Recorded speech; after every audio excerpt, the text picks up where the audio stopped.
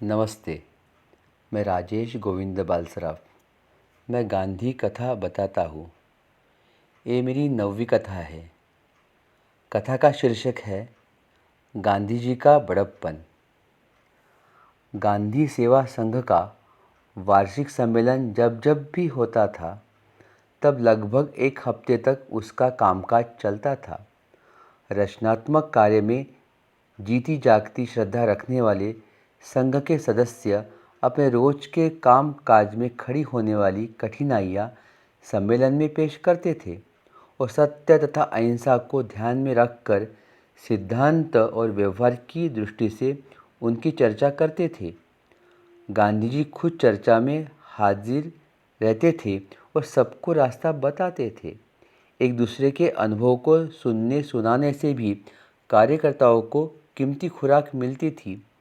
इस तरह संघ के वार्षिक सम्मेलन में रचनात्मक कार्यकर्ताओं को पूरे वर्ष के लिए जरूरी मार्गदर्शन और प्रेरणा प्राप्त होती थी। एक बार गांधी सेवा संघ का वार्षिक सम्मेलन कर्नाटक के हुदली गांव में हुआ। सम्मेलन का स्थान गांव के बाहर एक सुंदर जगह में चुना गया था। आसपास हरे भरे कुदरती शोभा वाले पहाड़ खड़े थे।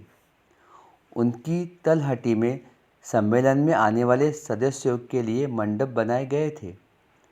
गर्मी का मौसम था, इसलिए सब सदस्य मौसम के हिसाब से ही कपड़े, बिस्तर वगैरह लाए थे। बरसात की तो किसी को कल्पना भी नहीं थी, परंतु न जाने कहाँ से एकाएक आकाश में बादल घिर आए और मूसलाधार पानी बरसने लगा। सम्मेलन की सारी व्यवस्था बिगड़ गई। मंडपों में पानी ही पानी हो गया। बारिश में सदस्यों के सारे कपड़े, बिस्तर वगैरह भीग गए। किसी को सूझ नहीं पड़ता था कि क्या किया जाए। ऐसी हालत में उस समय के लिए तो सम्मेलन की कार्रवाई रोक दी गई। गांधी जी, सरदार पटेल, राजेंद्र बाबू, खान अब्दुल गफ्फार खान, गंगाधरराव देशपांडे और किशोरलाल मशरूवाला खड़े खड़े चर्चा कर रहे थे। इतने में से गांव से कोई आदमी छतरी लेकर आया। गंगाधरराव देशपांडे ने छतरी खोलकर गांधी जी के सिर पर रखी। सम्मेलन में इस प्रस्ताव पर विचार हो रहा था कि हो सके तो सब सदस्यों को गांव में ले जाया जाए और लोगों के घरों में उनके सोने का इंतजाम किया जाए। मंडपों में रात नहीं बिताई जा सकती थी। यह डर भी था कि अधिक जोर से बारिश हुई तो कठिनाइयाँ और बढ़ जाएंगी। अंत में सारे सदस्यों को गांव में ले जाने का निश्चय किया गया। इसका इंतजाम करने के लिए देशपांडे जी ने स्थानीय कार्यकर्ताओं को गांव में भेजा और गांधी जी से कहा, चलिए बापू, आपका इंतजाम तो हो गया है, पहले आप इस बरसात से बाहर निकलिए। दूसरे सब लोगों की व्यवस्था मैं धीरे धीरे गांव में कर देता हूँ। नेताओं को भी यह बात पसंद आई, इसलिए सरदार पटेल ने कहा, बिल्कुल ठीक है, बापू को पहले ले जाइए, हम सब बाद में जाएंगे। परंतु गांधी जी ने वहाँ से अकेले हटने से गंगाधर राव को साफ इनकार कर दिया। मैं नहीं आऊँगा, पहले आप इन सब की व्यवस्था कर दीजिए, फिर आखिर में मुझे ले जाइए। रात हुई, दिए जले, सब सदस्यों को गांव में ले जाने का काम शुरू हुआ। काफ़ी रात बीतने पर हमारी व्यवस्था भी हुई और हम भी एक घर में जाकर सोए। सवेरे जल्दी तैयार होकर सम्मेलन के कार्यक्रम के बारे में पूछताछ करने के लिए श्री गंगाधरराव देशपांडे के घर पहुँचे।